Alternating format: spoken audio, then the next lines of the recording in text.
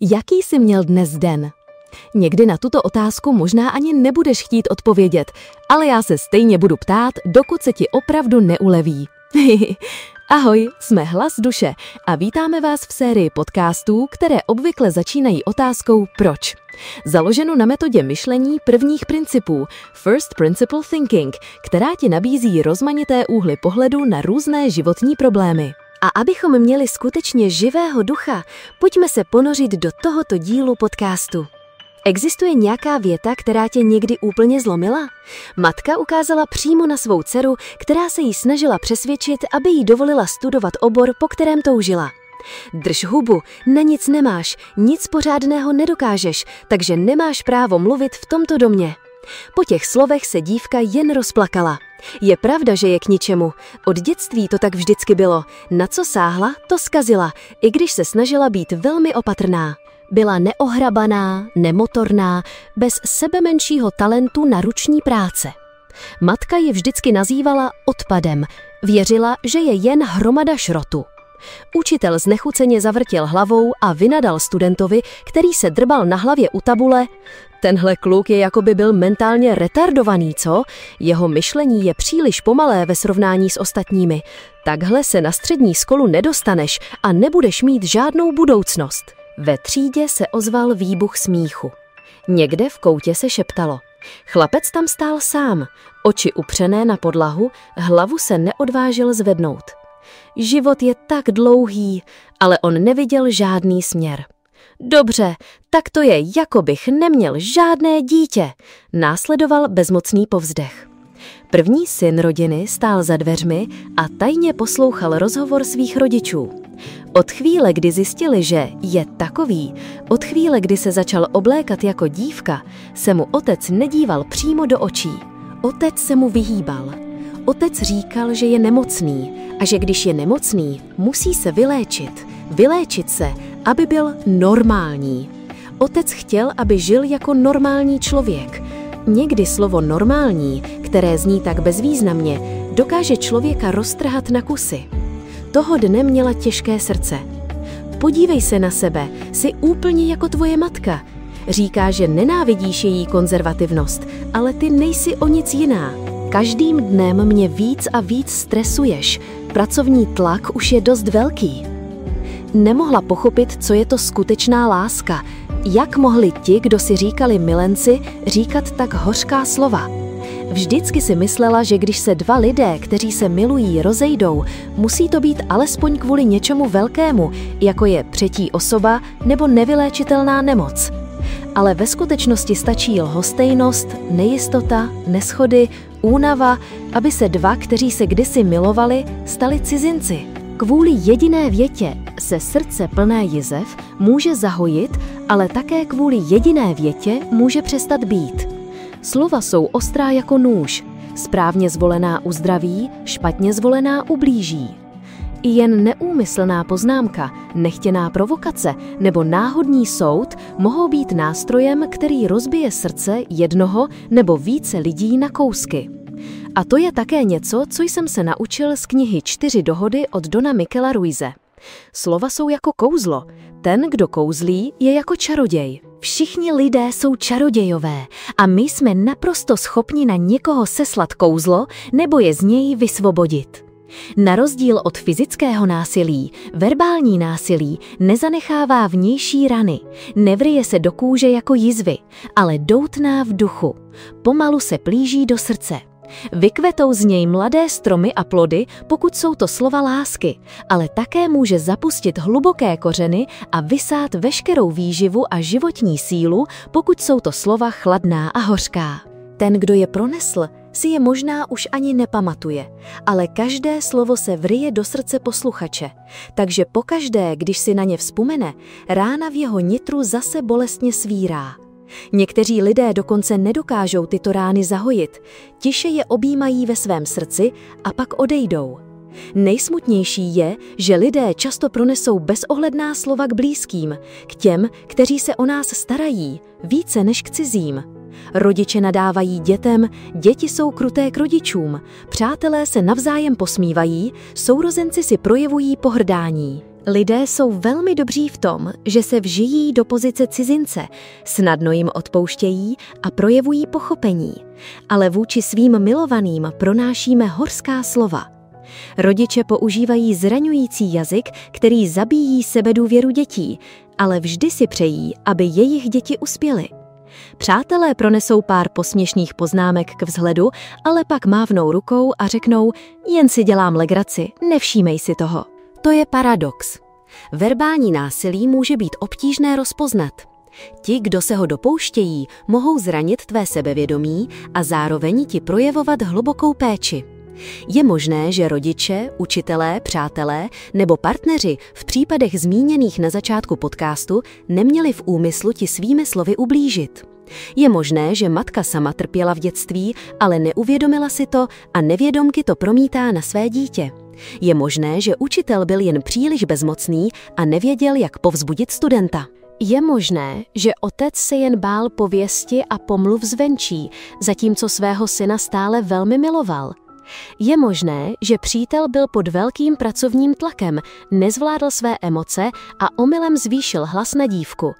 Existuje nespočet důvodů pro takové špatné činy, ale proč ti, kdo byli zraněni, pak zraňují i ostatní? Ti, kdo pronášejí zraňující slova, tak mohou činit neúmyslně nebo úmyslně, ale většinou nedokážou pochopit vnitřní psychické zranění oběti. A oběti si myslí, že jsou příliš citlivé, příliš slabé nebo že problém úmyslně zveličují. Dokonce existují případy, kdy samotná oběť si není vědoma, že je zneužívána. Pokud se tyto špatné činy opakují častěji a eskalují až do fyzického násilí, měl bys mít znalosti, abys se ochránil a také, abys neublížil ostatním. Podle klasifikace Patricie Evans, Working 2006, existují následující formy typy verbálního násilí. Za prvé, být terčem vtipů, dostávat špatné přezdívky.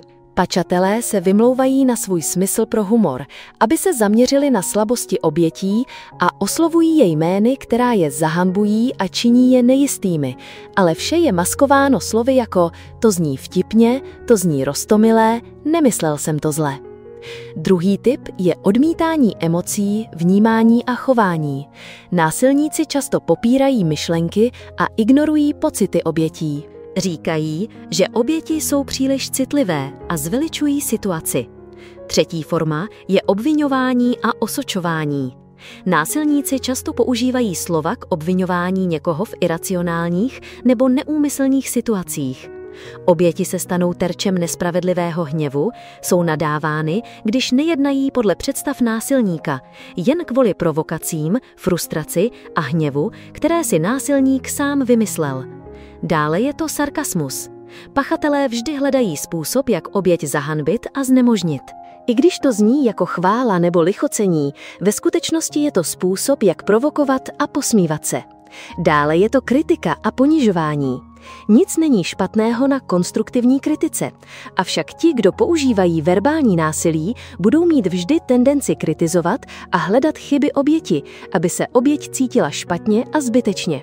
Používají urážky a zahanbení, aby snížili a nahlodali sebevědomí oběti. Další je izolace. Odmítají mluvit, záměrně oběť ignorují, i když spolu komunikují. I když to zní jako chvála nebo lichocení, ve skutečnosti je to způsob, jak provokovat a posmívat se. Dále je to kritika a ponižování. Nic není špatného na konstruktivní kritice, avšak ti, kdo používají verbální násilí, budou mít vždy tendenci kritizovat a hledat chyby oběti, aby se oběť cítila špatně a zbytečně. Používají urážky a zahanbení, aby snížili a nahlodali sebevědomí oběti. Další je izolace. Odmítají mluvit, záměrně oběť ignorují, i když spolu komunikují. Oběť si musí uvědomit, že je vystavena verbálnímu násilí a poté si vytvořit rozumný přístup k násilnému chování ostatních. Nejprve si stanov hranice. Řekni druhé straně, že s nimi nebudeš mluvit, když tě urážejí, nadávají ti, vyhrožují nebo tě snižují. V případě, že řeknou, že si jen dělají legraci, důrazně jim odpověz, že se ti takový vtip nelíbí. Pokud tvé hranice byly překročeny, přeruš komunikaci a odejdi, i kdyby se zrovna nacházel doma. Pamatuj, vrať se domů, jen když se cítíš v bezpečí.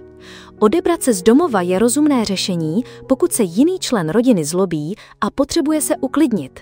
V takovém případě odejdi na několik hodin a vrať se, až se budeš cítit připraven. Pokud má násilník tendenci nadále se zlobit nebo dokonce eskalovat do fyzického násilí, drž se od něj dál. Pokud tvé hranice byly překročeny, přeruš komunikaci a odejdi, i kdyby se zrovna nacházel doma. Pamatuj, vrať se domů, jen když se cítíš v bezpečí. Odebrat se z domova je rozumné řešení, pokud se jiný člen rodiny zlobí a potřebuje se uklidnit. V takovém případě odejdi na několik hodin a vrať se, až se budeš cítit připraven.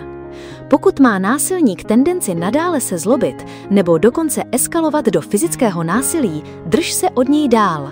Tvářením se, že se nezajímá, může násilník reagovat na tvůj postoj. Nicméně, místo hádání bys měl zopakovat svá slova. To, co říkáte, není vůbec konstruktivní, přináší mi to jen negativní emoce. Měli bychom tuto konverzaci ukončit a odejít od násilníka, aby se omezil konflikt. Dále bychom se měli postupně učit ignorovat negativní komentáře. Život se nevždy vyvíjí podle našich představ. Místo, abychom se soustředili na sarkastické nebo kousavé poznámky, měli bychom se zaměřit na sebe, na své emoce. Každá emoce trvá jen 6 sekund. Pokud trvá déle než 6 sekund, je možné, že si tu emoci sami prodlužujeme a stane se z ní dlouhodobější pocit. To znamená, že když se setkáš se zraňujícími slovy, prosím, zastav se na chvíli a pozoruj sám sebe. Jak moc se budeš cítit naštvaný nebo zraněný v prvních 6 sekundách, ale poté se zkus podívat hlouběji na to, jak moc jsou ti, kdo pronášejí tato negativní slova, vlastně žalostní. Sami zasévají negativní energii a určitě sklidí přesně to, co vyslali. Konec konců ubližují jen sami sobě. Tvým úkolem je nyní usilovně studovat a pracovat, abys potvrdil sám sebe. Vnější svět se vlastně nedívá na to, jak moc jsi se snažil. Dívají se jen na konečný výsledek, kterého jsi dosáhl. Toto období bude skutečně těžké, ale nenech se zranit triviálními a nedůstojnými věcmi. Nikdo ti nemůže ublížit, pokud mu to nedovolíš. Skutečné vzdělání spočívá v používání pozitivních metod, které nám pomáhají stále více dospívat, zlepšovat naše vnímání a zdokonalovat se. Ať už se stalo cokoliv, snažil ses ze všech sil, abys ničeho nelitoval. To jsou také poslední 2 dohody z 4 dohod, které, jak věřím, bychom měli všichni podepsat, aby naše duše byla v klidu a šťastná. Nemluvit negativní slova, nedovolit, aby nás něco ovlivnilo, nemít iluzorní očekávání, že musíme potěšit všechny a vždy se snažit ze všech sil. Pouhá sekunda slov mě už několikrát zabila. Kolik hvězd, kolik světel nedokáže rozzářit temnou noc. Kolik lítosti nebo slz pokání nedokáže vzkřísit duši plnou jizev a zranění. Slova, která byla vyslovena, se už nedají vzít zpět. Jen doufám, že k sobě budeme o něco jemnější, o něco laskavější a opatrnější se svými slovy, abychom milovali druhé a zároveň milovali i sami sebe.